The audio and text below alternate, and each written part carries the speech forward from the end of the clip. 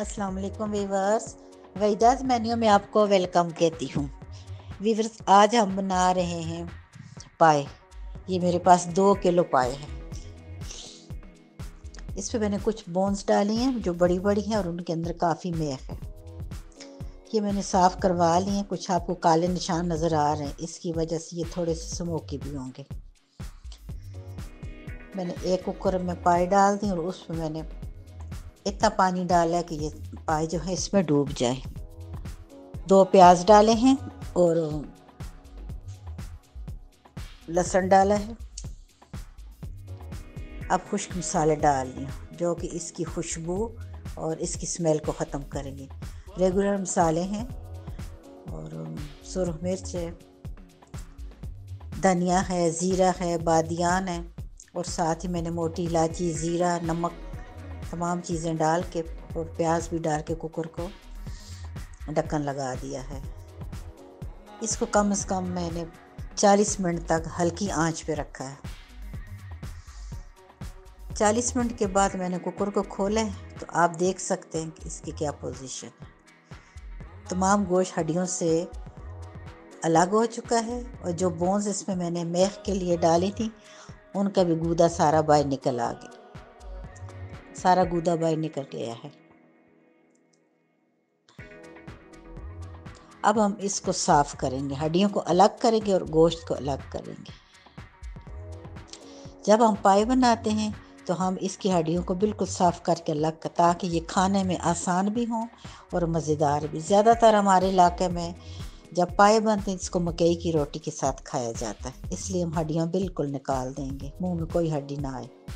हड्डियों को मैं धो रही हूँ, उनके अंदर की मेख जो निकल चुकी है, जो बाकी रहेगी उसको भी मैं निकाल रही हूँ। फिर इसी पानी को मैं अपने सालन में शामिल कर दूँगी, ये यखनी में शामिल हो जाएगा। तमाम हड्डियों को मैंने आहिस्ता आहिस्ता हिला के और साफ़ कर दिया है। अब आप देख सकते हैं हड्डियाँ बिल्कुल खाली हो गई और इतनी ज़्यादा इनको मैंने सॉफ्ट किया कि गोश्त बिल्कुल अलग हो के ये साइड पे मैंने कर दिया। गोश्त को निकाल के साइड पे कर दिया है। अब हम मसाला तैयार करेंगे। अगर इसको मैं थोड़ी देर छोड़ूंगी तो ये जम जाएगा, क्योंकि इसमें काफ़ी मटेरियल ऐसा है कि अगर ठंडा होगा तो ये ऐसे हलवे की तरह सख्त हो जाएगा। ये जो घी है मैं इसी के ऊपर, यखनी के ऊपर वाला घी मैं निकाल रही हूँ। इसमें मैं अपने साथ कोई दूसरा घी या ऑयल इस्तेमाल नहीं कर रही हूँ अपने से। जिस पानी में हमने पाए बॉयल किए हैं उसी के पानी के ऊपर जो हमारी यखनी तैयार हुई उसका घी मैंने यूज़ किया है। 1 प्याज मैंने अभी डाला है। इस प्याज को ज़्यादा ब्राउन नहीं करेंगे। पाए के कलर में और सालन के कलर में फ़र्क होता है। अगर कलर हमने इसका सालन की तरह कर दिया तो फिर कोई फ़र्क नहीं रहता, हमें सालन नहीं लगता है जब तक कि बताया ना जाए कि ये पाए हैं। 1 प्याज मैंने लिया, उसको मैंने हल्का सा गोल्डन कलर कर दिया इसका। आप देख सकते इसका कलर। 1 चम्मच सुरख मिर्च डालिए, हल्दी डालिए, नमक डाला है, ज़ीरा भुना हुआ और गरम मसाला। 1 चम्मच जो है मैंने सालन में डाला था, जब मैं यखनी बना रही थी मैंने यखनी में डाला है और 1 चम्मच मैं अभी इस मसाले में डाल रही हूँ। अब मैंने 3 टमाटर डाले हैं इसमें।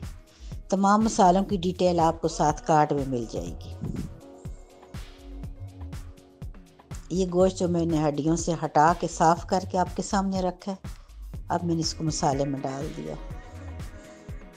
ये बिल्कुल तैयार है, अब इसको भूनने की ज़रूरत नहीं है। ये यखनी है, मसाले में हमने यखनी को डाल दिया। इसमें मैंने ये सुरख मिर्च साथ डाल दी, इसकी खुशबू भी होती है और देखने में भी ज़रा अच्छी लगती है। पाए हमारे तैयार हैं। अब हम डिश आउट करते हैं। आप देखिएगा हमारे पाए कितने खूबसूरत कलर के हैं, क्योंकि वो सालन की तरह नहीं है, वो पाए हैं तो पाए ही लग रहे हैं। व्यूअर्स, मेरे चैनल को लाइक करें, शेयर करें और अगर आपने इसे सब्सक्राइब नहीं किया तो सब्सक्राइब करें।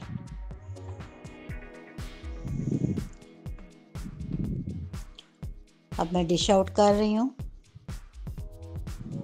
आपको नज़र आ रहा है गोश्त कितना अच्छा टेंडर हुआ है, और साथ इसके जो हमारा सालन तैयार हुआ वो कितना मज़ेदार है। उसका कलर आप देख सकते हैं कि वो बग़ैर बताए भी आप कह सकते हैं कि ये पाए बने हुए, क्योंकि सालन और पाए के कलर में बहुत फ़र्क होता है। बड़ा अच्छा कलर आया है और बहुत अच्छी तरह हमने इसको तैयार किया है। डिश आउट करने के लिए मैंने ऊपर इसकी थोड़ा सा गार्निश कर ली सब्ज़ धनिया सब्ज़ मिर्च के साथ।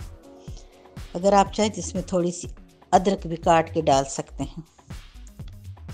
बहुत ज़बरदस्त तैयार हुआ। मुझे उम्मीद है कि आप लोग जब इसको मेरे तरीके से बनाएंगे तो आपको बहुत ही पसंद आएगा और बेहतरीन लगेगा।